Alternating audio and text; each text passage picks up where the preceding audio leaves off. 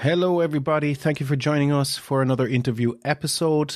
And yet again, I'm going to keep the introduction short and sweet. Today we have Charlotte Teece, author of the book Toxic City, Walkers in the Mist. She goes under the pseudonym of Dangel Angello. And you should go and check that out. And we talk about, how she came about her pseudonym and a little bit about herself. We talk about the creative writing process, how she accomplishes her work and how she does her writing, and also kind of a little bit of a step-by-step guide of how she actually builds her worlds, her characters, and how she visualizes the worlds that they're going to live and breathe in. And also we talk about how she managed to get published and what else to look out for while being published. But not only that, we also talk about her online presence, because she is a bit of a sharpshooter when it comes to that, and quite outspoken. Hence how I stumbled across her on Twitter. So all I can say is check out her book. Links are in the descriptions below. It's going to be a fascinating read. It's something that I don't think you'll have read before. The style of how it's actually put forward. You haven't read anything quite like it. So definitely go check it out, and also go check out her Twitter at Dangel Angello. But again, the links will be down below. So yeah, enjoy. This is Random Urban Memories, brought to you by The Rum Boys. You've seen, heard, or felt it on the streets. Well, we're here to talk about it. In 3, 2,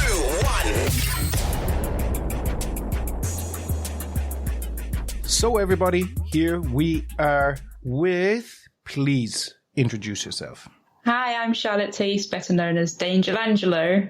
Well, it is an absolute pleasure to have you here, and also thank you for giving us your time, and hopefully your experiences, ideas, wisdom, and knowledge that you can pass on, hopefully. Yeah. So to get started, why don't you tell us about yourself? Yeah, I'm a writer. I published my first debut novel when I was 30, so just 2 years ago. It was Toxic City, Walkers in the Mist. I've been writing, though, since I was 14, trying to be a serious writer, but mainly just writing for me. I'm also an artist and big on social media. I don't have a massive following, but it's I would say a hobby of mine now. And then I work part-time in retail. And how do you manage to actually structure your day? Because I want to get down to your pseudonym, your pen name, or your current pen name anyway, and also your online persona in a second. But working an intensive job like retail, how do you manage to structure that? When do you squeeze in the times needed to create? Oh, I'm really fortunate. Well, I shouldn't say fortunate. I'm really lazy. I do part-time. I don't do more than 16 hours retail. I would like to do more time for the paycheck, but then I get home, I sit in front of my computer, and then I remember that I'm happier being sat than I am making money. So I get plenty of time to get writing done. I can easily complete at least 3 books a year. Wow. Yeah. And even Toxic City only took me 11 days to actually write. So it doesn't actually take me a long time to write a book, but it takes me a long time to prepare a book for writing. Okay, so once the tap is open, you're good to go, basically. Once I finish the plot, the outline, everything, I'll go. Well, can you tell us about your pseudonym a little bit? There's kind of a little interesting story from previous conversations that we have behind it. Yeah, Dangel Angello. It started when I was very young. I used to watch a lot of, back in the days when you used to get told, you could never make a living gaming. Yeah. You used to have a few channels on the TV that were for gaming.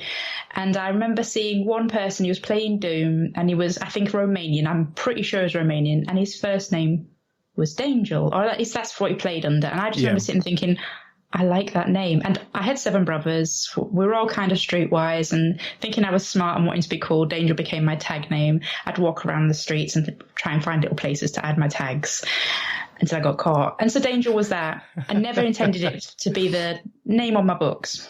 Yeah. And then through secondary school, I took a very keen interest in reading and writing and literature, and a poet with the surname Angello. And I just thought, oh, it's meant to be. So I just started putting Dangel Angello everywhere. Well, that's a great ring to it, actually. Yeah. So if you want to, or if you could be so kind, and why don't you tell us a little bit about yourself, your background, and then maybe we can, once we cover some of that, we can go into how some of that background and your persona actually leads into characters, ideas, kind of, thought creation kind of thing. Yeah. My background, I'm the only girl in a family of 7 brothers. We grew up in London. I spent 22 years down there, moved up north to be closer to extended family and just to get away from the hustle and bustle. But I really did, I think, benefit from a London education and, learning the hard knocks and all that. I wouldn't even say I had a hard knock when it came to things. I mean, I was bullied like most kids, but I had a lot of things around us. So even the poorest families are quite privileged when you grow up in London. And I do see quite a difference to that living up north. Not really much of a background. I was a bookworm. Spent a lot of time in school. And even when I came home, I was mainly in my bedroom writing or reading or drawing. Yeah. Didn't have the friends that you'd go out and explore with. That was mainly I have a twin brother, and that was mainly his job. Must apologise. I got dogs. Can you hear them barking? Only minorly, so don't worry about it. If you need me to record anything else, it's feeding time, so the little one's going mental. No, don't worry about it. Sorry about that. No, that's actually fine. You'd be surprised in some very high-level podcasts as well. You'll have some funny noises in the background, so wouldn't worry about it. Wouldn't worry about it too much. Yeah. So really, when it comes to my background, I haven't got that much exciting, to be honest. I suppose I have a lot of little exciting stories, but nothing that really fits into my writing other than, I suppose, over the years, it all muddled up into one big experience that I can kind of tap into when I need it nitty-gritty, which Toxic City really is. But a lot of my inspiration for Toxic City did come from the north, which I used to visit often growing up. Yeah. And how was a part of the world building of Toxic City and the north now? There's loads of factories. There's loads of massive factories, I should say. You've got ICI, British Steel and stuff like that up here. You only have to drive down the seafront way, and it's very post-apocalyptic. Everything's rusted metal. Everything's like dirty and smoky, and not so much now. They've closed a lot of it down. But you go past on the train, and it just looks so raw and metal, and really like you would get cancer just walking through it. That's how it feels. All right, okay. And growing up in London, you get a lot of that, but it's more coming out of the end of a car exhaust. When up here, it's sweaty, dirty men shoveling shite into furnaces, and it's you can feel like people are being paid to slowly kill themselves, doing stuff for people that aren't going to appreciate it. And I really liked that kind of toil, that kind of look of things. Yeah. That very gritty, industrial. Industrial, entirely industrial, or forgotten industrial, nearly. Yeah. It's very forgotten, very underappreciated up here. And if you tell us about like your formative years, and how I think especially how it's influenced Toxic City. I think there's a lot, and we had talked off air about this before, that there's a lot. The best way I think you described it was that it's a character who I want to be. Yeah. People always say that to me. They're like, how much of Val is you? Yeah. And I'm like, nothing. Every single character I've ever written, in Stray Angel, in Pantinian Blade, in Secrets Within, all those little ones that I've got manuscripts everywhere, even some of my crime writing, they're all me, but a different persona of me. Like, one will be bubbly and too lively. One will be a little bit edgy and sarcastic, and they're all that. Val is who I would want to be. She's hard. She's uncaring. Like, she won't just care because she feels like she needs to. If you waste her time, she's not going to think twice about just letting you die. Even if she doesn't think you deserve it, it's not anything personal. She just hasn't got the time and the energy to care for you. So if you do get cared by Val, it's quite a privilege. Yeah. And that's completely opposite for me, because I feel like I have to force and bleed out like empathy and love for people even when I don't want to. So I am very much the difference, the polar opposite. Yeah, for Val.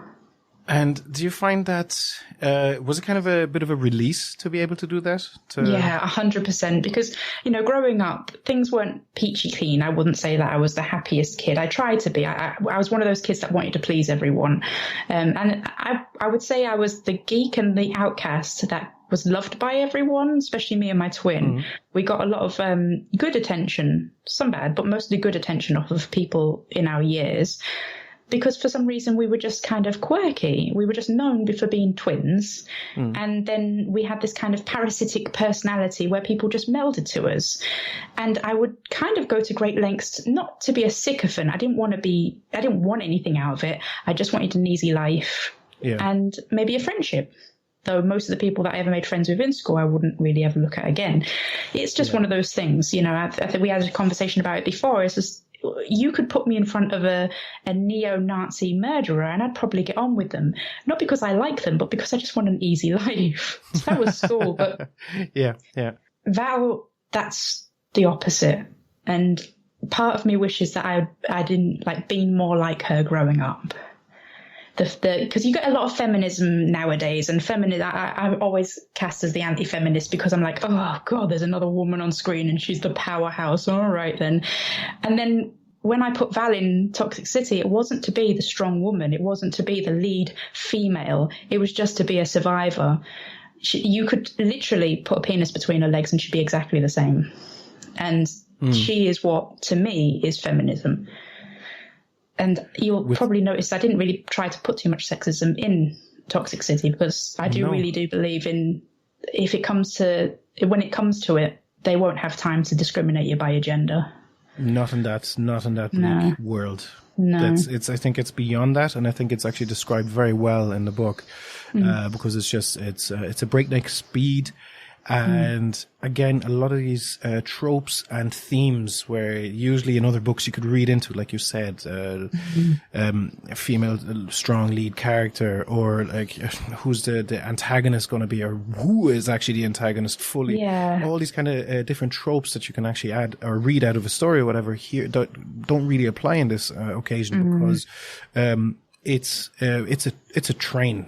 Just blasting through the storyline, and that's what I actually really enjoyed about it. It was just, it was hardcore. It was breakneck, and that's what was really enjoyable. And now I can't wait to read more. That's the whole point. But then, like you said, not applying a label as such because there was no intention. Like you said, had it been anybody else, they would have still done the same thing with their capabilities. End of story. It doesn't need to be labeled. It doesn't need to be described. It just happens to be Val, who's exceptionally strong, you know, to do what she needs to do. End of story, And, I have to say that's an aspect of it, I did enjoy. And then thanks for clarifying that as well. It kind of, it adds to the character in the background, From the conversations that we've had before, sci-fi isn't actually your deal. Post-apocalyptic worlds aren't your deal. So tell us first, and then we'll kind of split off into that. Toxic City is what's published and out there, fully out there. Yes. Okay. But you have a ton of other stuff. Mm-hmm. I actually counted because I've restarted. I have begun rewriting a book that I always write, and I thought I'd go through and sort out the stories that I've written, and I've got 32, and they're all fantasy. So that's from the age of 14 to now. Yeah. So a lot of them would never see publication. They'd never see the light of day. They're just there for my benefit.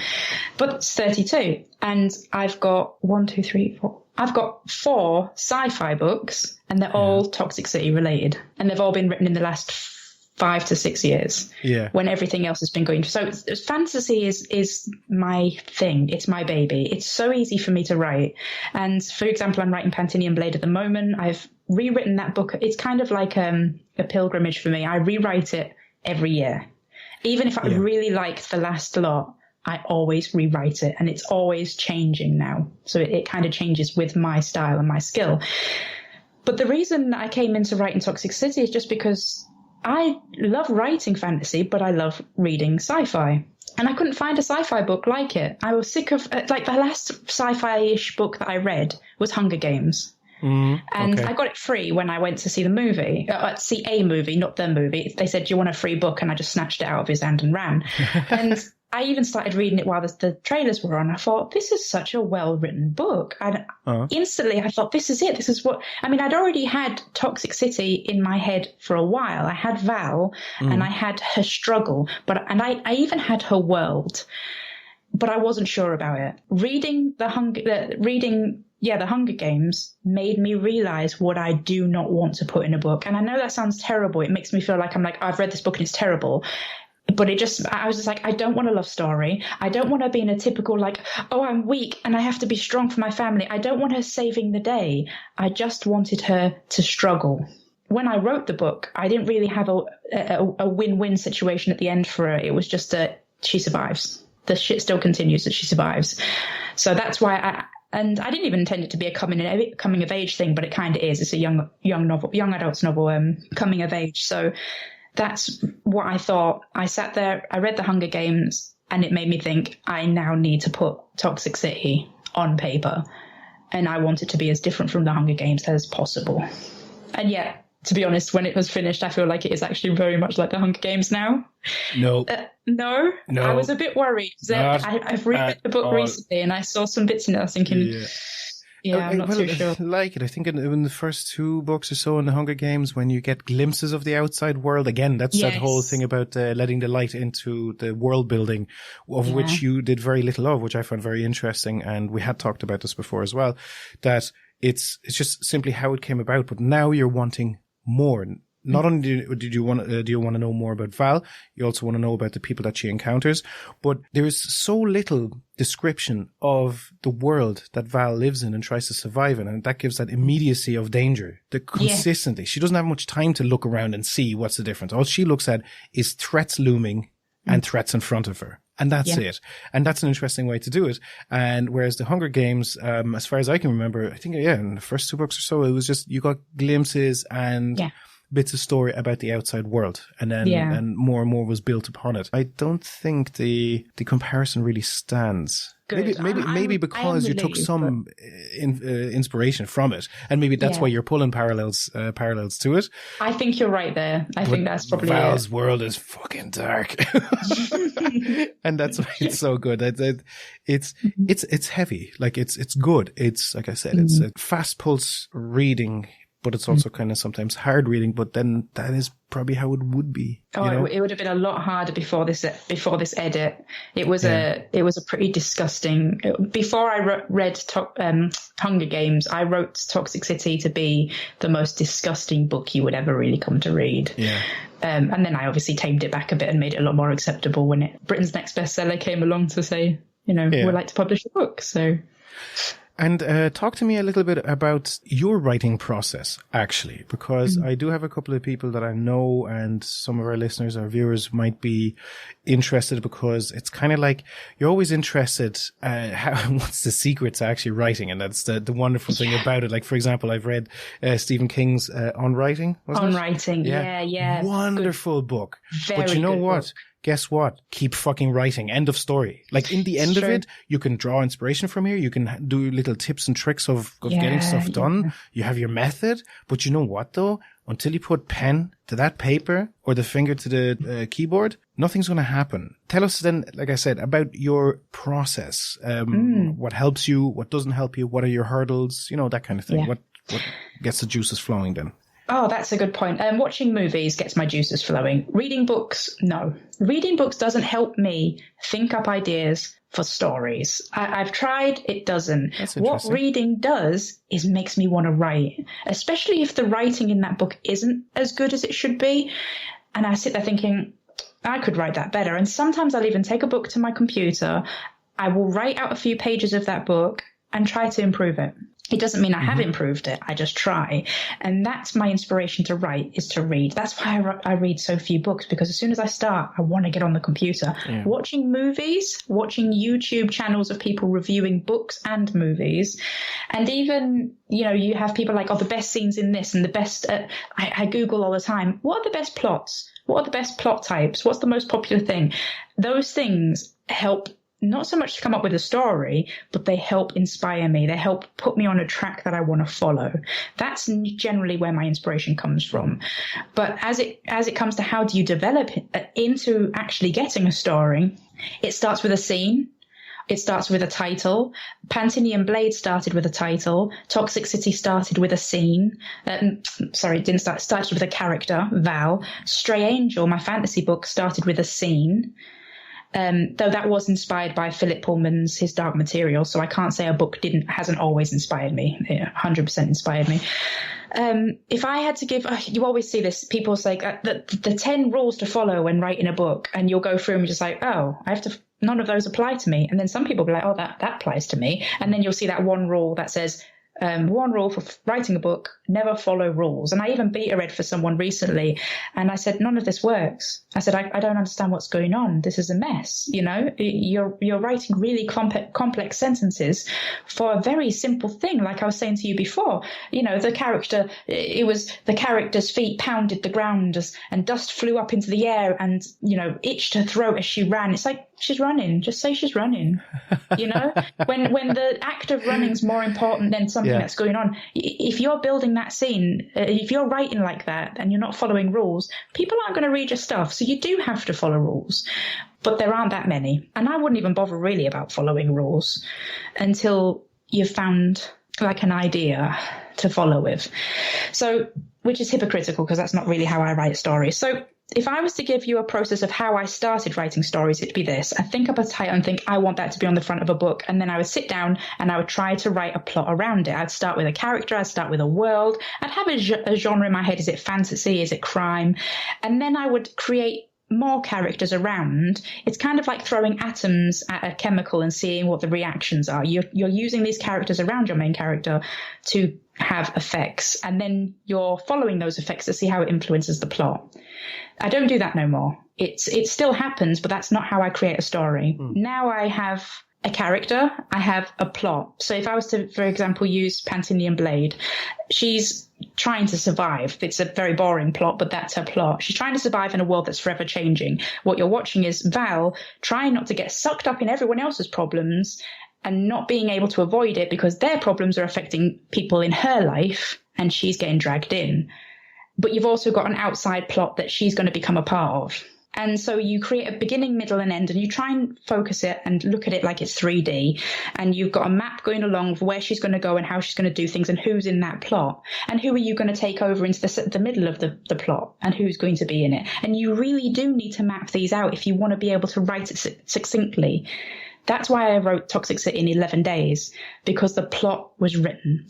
Now, you can do it the 3D model where you're looking at it and visualizing it. I unfortunately can't do that too well. I do need a written plot. So I'll start with a page, and I always believe that if you can't put your plot on one A4 page, either on a written or on a computer, then your plot's too complex.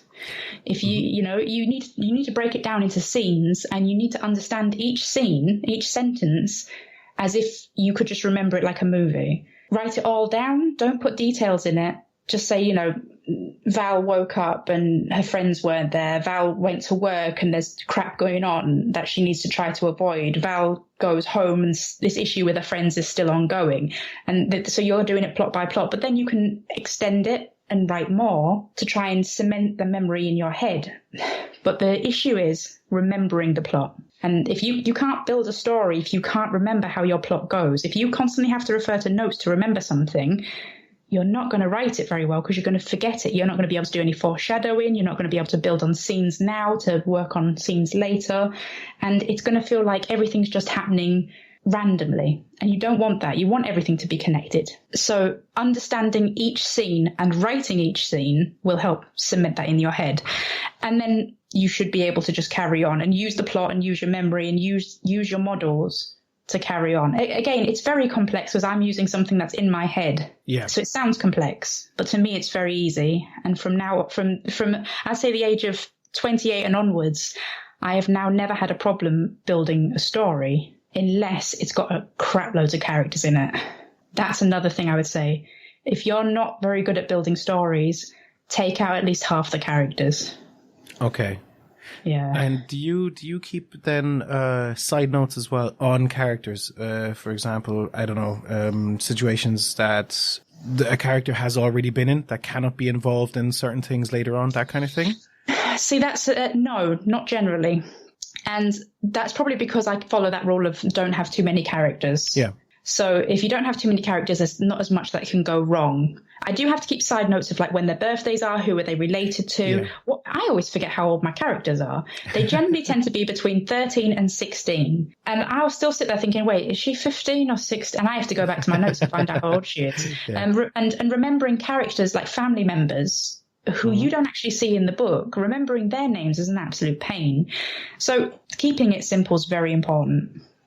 You can always make it more complex after you've written it if you need to. Though don't make it so you can't remember. The beauty is in simplicity though, isn't it? I guess. It really is. Toxic City has like 5 characters in it. And Toxic City, the second version, that volume 2, has about 3 more. And then that's why I'm having issues now, because the next series on City Runners has 11 more, and I cannot make it work. I have been struggling with this for about a year and a half, and I cannot make the story work. All their plots are valid, all their plots work, but their plots are so separate and have to come together at just the right time that I cannot put it in a succinct plot. Okay, yeah. And it's killing me. Man, that sounds super...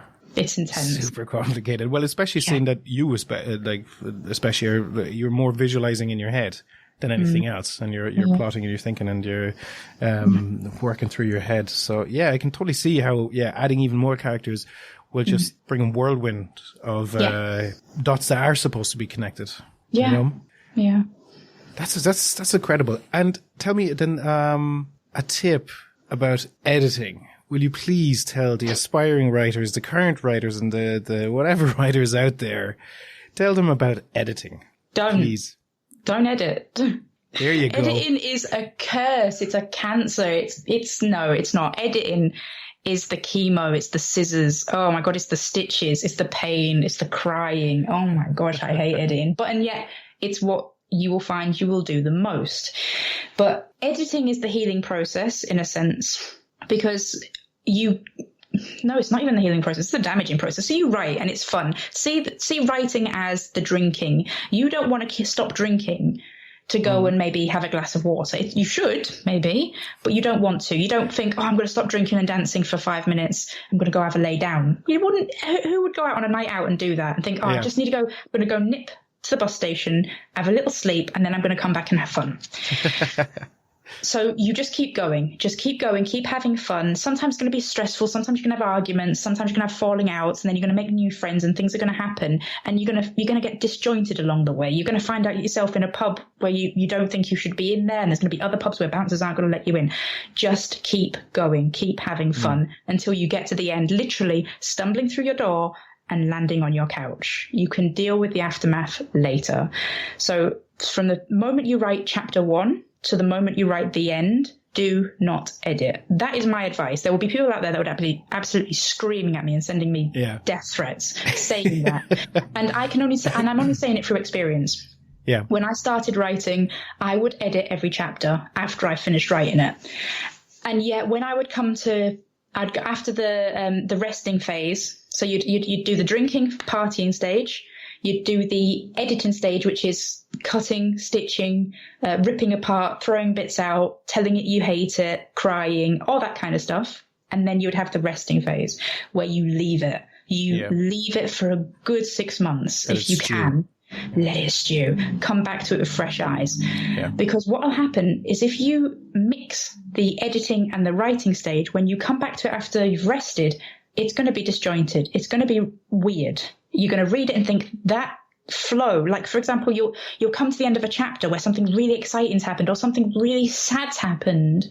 And in the next chapter, they don't seem that broken up about it. And you're just like, why? Well, their friends just died and suddenly they're just sat there a little bit glum, but not really stewing, not really anything else. And that's why, because you've not followed on with the flow of feeling. And it can be really hard to pick it back up. I totally agree, because I told you before about that a little piece that I wrote. And while I went back to edit it, while basically I was writing it, what I was doing is I was making changes to adjust to something I didn't even know was going to happen or how it would happen. It's just because it didn't sound right in that moment. So like I said, I changed it. And then as you go along, you're kind of like, shit, all the 15 edits on my 6 sentences that I wrote, now I'm 10 sentences in. Now the whole thing doesn't make sense at all. Doesn't make sense. I was making adjustments for things that weren't even there yet at the time. That's only in a tiny paragraph. So I kind of understand, but it's kind of hard to do though, isn't it though? It's that self-criticism. It's kind of like, it should be this, it should be this, it should be this. But I tell you what, everything should be something else anyway at some stage, or it should not be. So that's kind of difficult to kind of realize that and just, and that is a great piece of advice. If you focus too much on how it looks even before you finish the chapter, it's like counting the calories while you're drinking. I'm going to keep bringing it back to drinking, but it's a good analogy, by the way. You're just going to be doing things to yourself. If you're there to have fun, you're there to have an experience. Do it. Writing should be an experience. And another thing with editing as well is that you have to be brutal. You have to be, when you read something, and I've learned this lesson now, and I kept putting it off, but if you read a sentence, you think, oh, that sounded weird, and then you carry on, you're not editing. If a sentence or a word or something seems wrong, absolutely purge it, destroy it, get rid of it. If you're getting to if you think, oh, that was a long bit of writing, get rid of it. If you're thinking that, imagine what fresh eyes are going to be thinking. People edit their books thinking, the reader won't mind. The reader cares. Trust me. They are going to absolutely murder you for it. It's again, trying to see it through someone else's eyes. But again, you're after creating something. This is your baby. And everyone's going, look at my beautiful baby. And then people are like, nah, it's pretty shit. And you're it's going to be shit. They're going to be cruel to you. It's a shot in the heart. Absolutely. Absolutely. Tell me then, apart from the self-editing process, kind of related to it, how did you get published? It is a slightly different story of how it actually happened, and it's different to most. You did fall into some good luck, and it was good, actually. It was also a good learning experience for you. 100%. And I've learned a lot from it. I've got a lot of regrets from how I acted. I should have acted differently. And it's basically, I wanted to get published, and I'd been trying for at least 8 years to try to get published at that point. And I'm glad I never did, because now that I look back at some of the stuff I was trying to get published, the quality of it was not good enough. I would never have been happy with it. Even nowadays, I open Toxic City, I'm just like, but I'm still very, very happy with it. But I got tons of rejections, most of them wordless and just like, this is not what we're looking for. Thank you. Please try again in 6 months. Sometimes it was like, this isn't what we're looking for because of this. And that's a little bit helpful, but it still it's not good. I kind of just gave up. And I made a few friends up north, and one of them was saying there's quite a few local writers, and one of them's David McCaffrey. And they said, and I was like, oh, that's kind of cool. I didn't think anything of it. They said, oh, find him on Facebook. And I was like, yeah, I will. But it was like, yeah, I will, but I probably never will kind of thing. Yeah. And then I got a message on Facebook that evening from David McCaffrey. And he's like, hiya, I hear you're a writer. And I was like, oh my gosh, this guy's real. And I was suddenly Googling his books, and I was Googling him.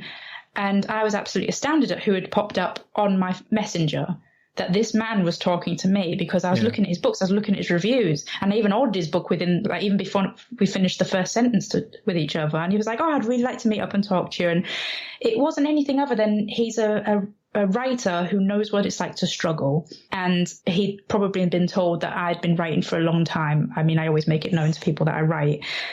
And we met up, we had a coffee, we spoke about books. I read his book, which was amazing, Hellbound. It's a psychological, it's not even, I was going to say it's a psychological thriller, but it's as gory as you can get without, overstepping the mark, but it gets into your head. It's very good.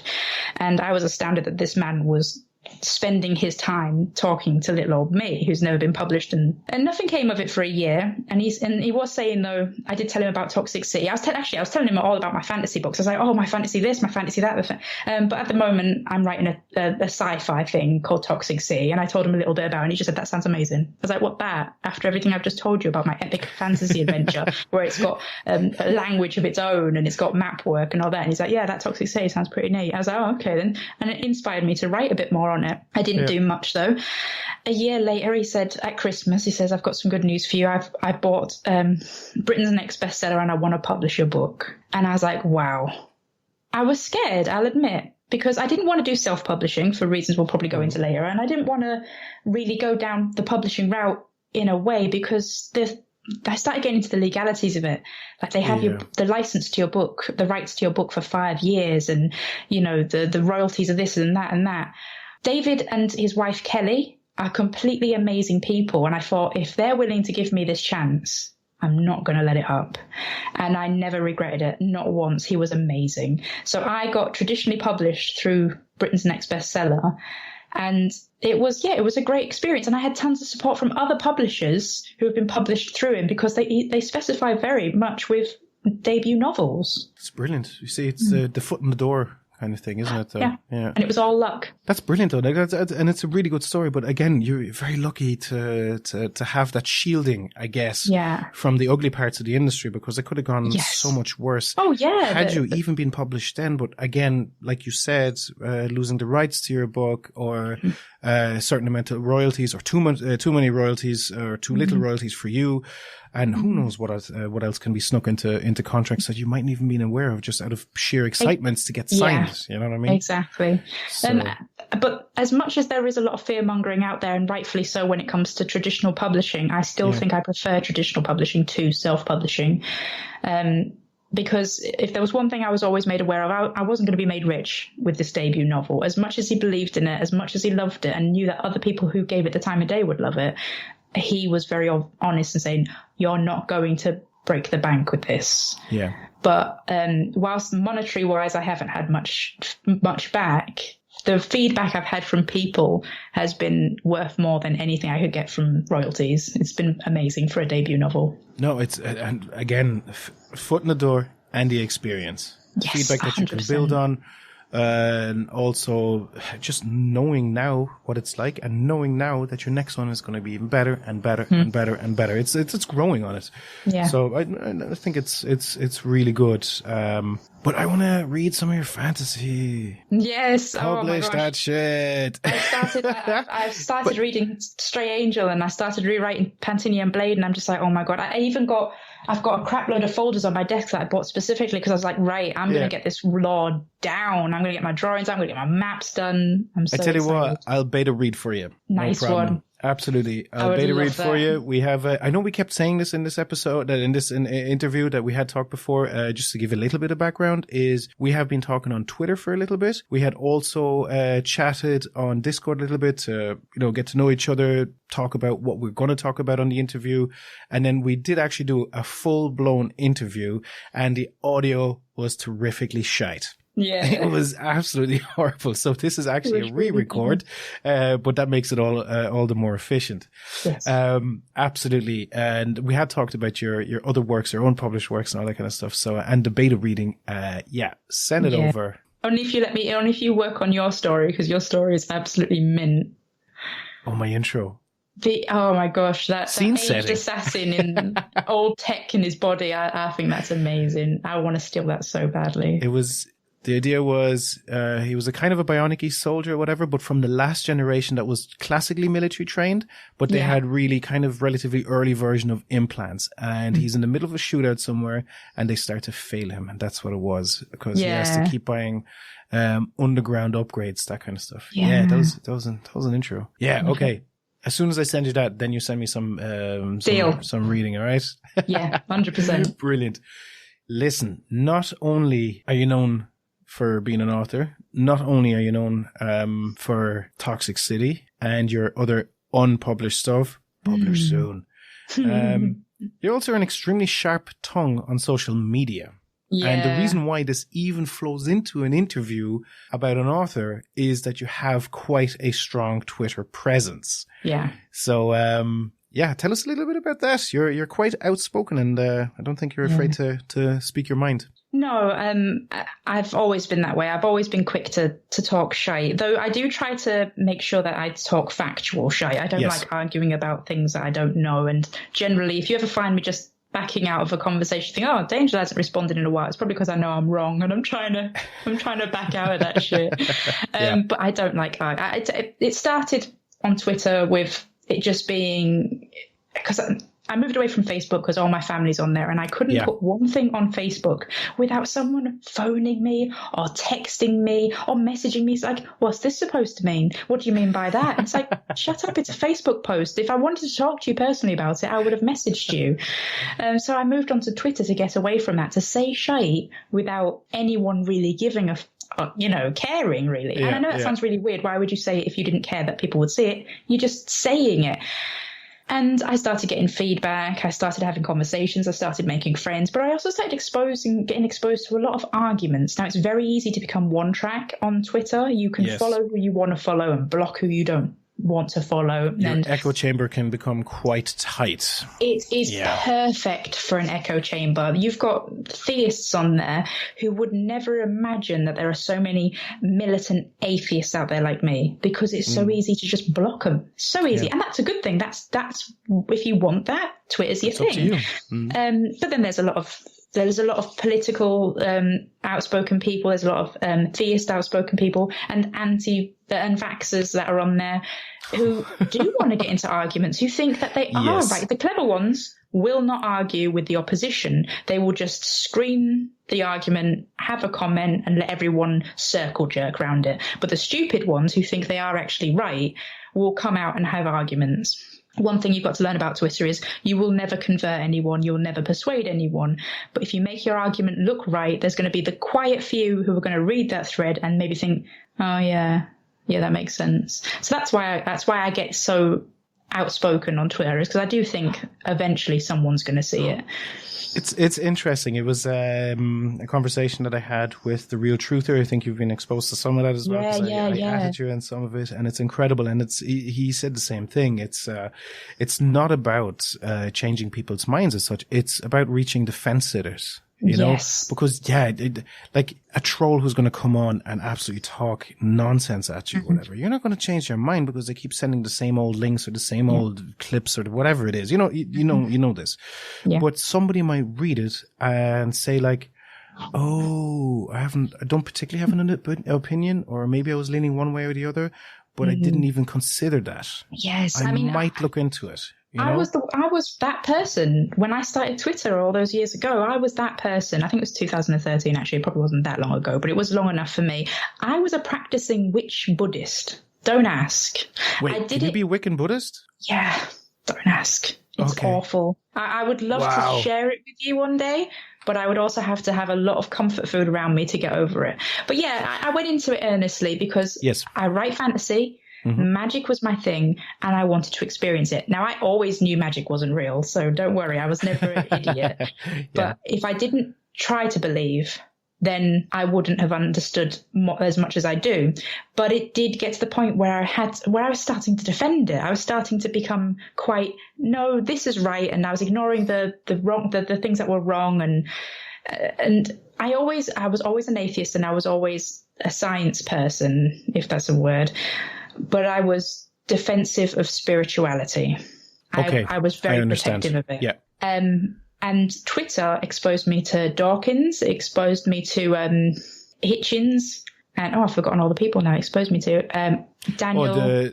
The Four Horsemen. Yeah, the Four Horsemen. Anyway, Dawkins, Hitchens, Sam Harris, and the American Gentleman. I can't remember his name. I literally you know who I know what you mean. Yeah. And I just sat there and I remember them just saying things like, "Oh, you aren't a believer, you have faith in a belief." And I was just like, "Oh, wait a second." I was like, "Oh, I'm being an idiot." And I just thought, "Yeah, I'm stopping now. This is dumb." Yeah.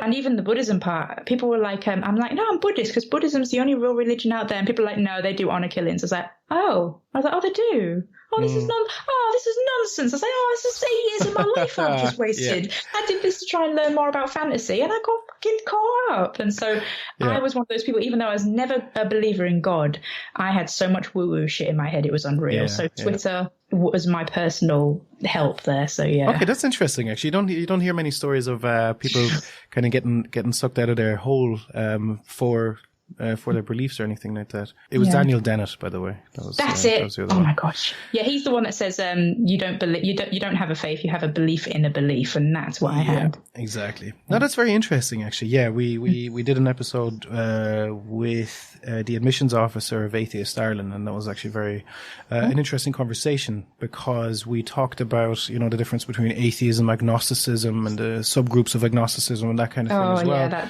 And it's quite difficult, and a lot of people find it quite hard to believe when you say like, "Oh, I'm an atheist." I say it so simply. It's a label. That's all it is. It's a descriptor of my current state. And they're like, "Well, how are you? You really don't believe in anything?" It's like, I literally don't even give it a thought, and that's what blows people's minds. It's like I literally do not get up in the morning and think about the afterlife, or I do not think about what's powering my goodness or anything else. I literally do not. I wake up and do what I need to do to get through the day.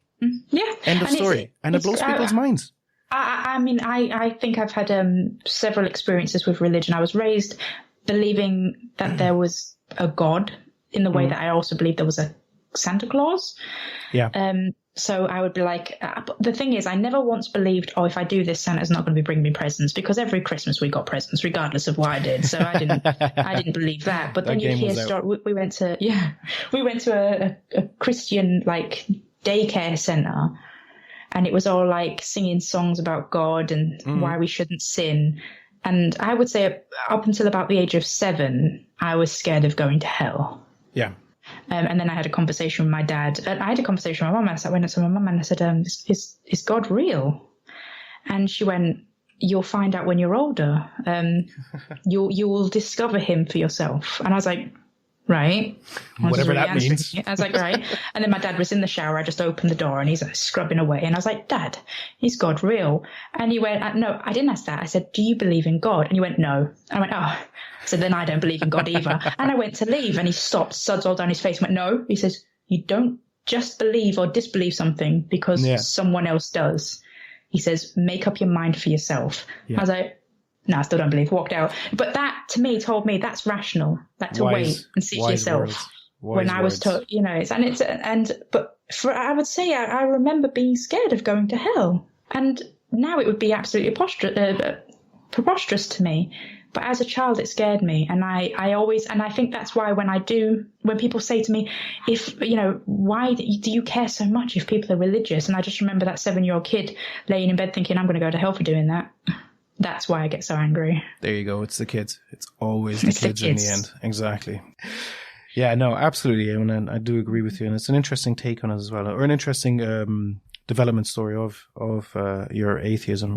It's like like how do you not think about God or religion? And it's like how much do you think about someone else's God or religion? They go, not at all. And I was like, that's exactly how I do. You do not get up in the morning at all and think about Allah or Vishnu or about anybody else, right? That's exactly how I think about it, and that's the best way I find like the best way to put it to them. How do you think about other religions? I don't. That's exactly the same for me. So, well, listen, it has been a delight. It has been eye-opening, and it has been very interesting, and as always, an absolute pleasure. But do you mind telling the people, first of all, no, actually, before you're going to plug, last tip for creatives out there? Keep on writing. Write every day.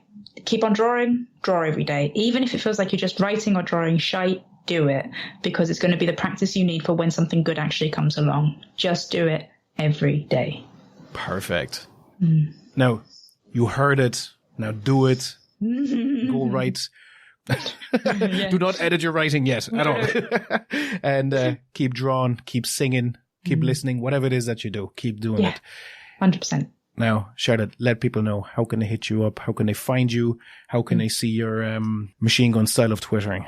Oh, yeah. The best place to find me, if you want to find me, is at Twitter. It's at Dangel Angello.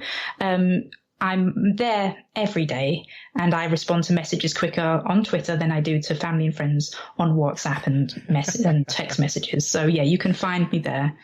Perfect. Well, I tell you what, we will do a follow-up interview once we've done some reading Definitely. Right, and then we're going to discuss a few issues because now that we have learnt about you, now that we've learnt about just teeny smidgen of your worldview and how you feel about things, I wouldn't mind having you on again to have a general discussion about stuff, as in random. I would love that. That would be so cool. That would be brilliant, absolutely. I think it'll be very a fascinating interview. Yeah. Well, listen, anyway, I wish you a wonderful evening. Thank you very much again for being on. Thank you. You managed to listen to the Rum Boys talk on Random Urban Memories. Just like and subscribe where you can on all platforms.